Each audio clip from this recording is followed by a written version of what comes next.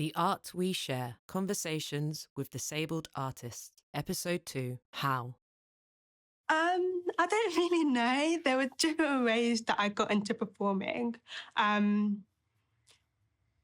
became known for my science songs, and Defray reached out to me and asked me to perform at one of their events, I think back in 2021.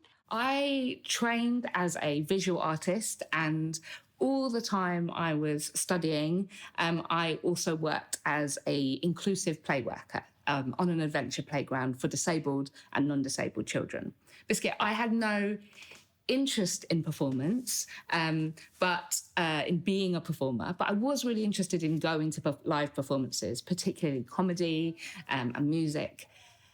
As my tics intensified and became more noticeable to other people, I found it increasingly hard to access live performance, and my tics made me stand out, and I realised there were loads of often invisible barriers, rules about how people behaved and enjoyed art that meant that my body and brain didn't fit in. Biscuit. I've always sort of been into music.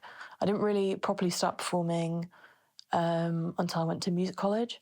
I was really lucky. So I was auditioned when I was 7 years old to have violin lessons with the rest of my class. And I was so lucky because I had a teacher that was inclusive and that sort of said, they rang my mum and they said, she's musical, but even though she's deaf, I'm going to give her a chance. So I obviously started playing viola and doing that sort of thing.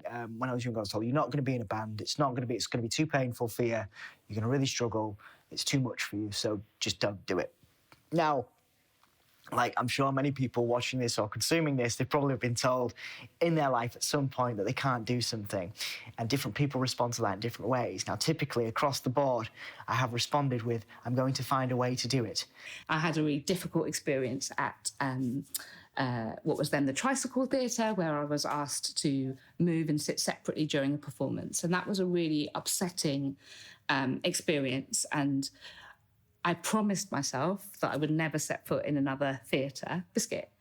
But instead of keeping that promise, I was supported by friends and collaborators and creative organisations to understand that there was a different approach to occupy the only seat in the house, Biscuit I wouldn't be asked to leave on stage, and to start making performance work about my experiences as a disabled and neurodiverse artist and person. A lot of the time that I was doing things like performing at at school and stuff, it was very much sort of, I was very very nervous. I'd get very upset about the thought of people actually watching me do anything, and then sort of as time sort of went on, it became through doing more and more stuff and becoming more and more comfortable with it. It was a lot more sort of, I just sort of did it. And it was, not really something that I thought too much about. Most of the time through my childhood, I just, played violin and then viola in orchestras and stuff. And I started to perform in original music bands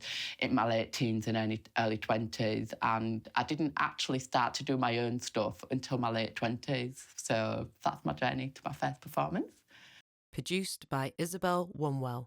Interviewees: Jess, Thom, Sarah Adedeji, Sally Currie, Ruby Addy, Dom Smith. Filmed and edited by Jordan Dean, with thanks to Drake Music.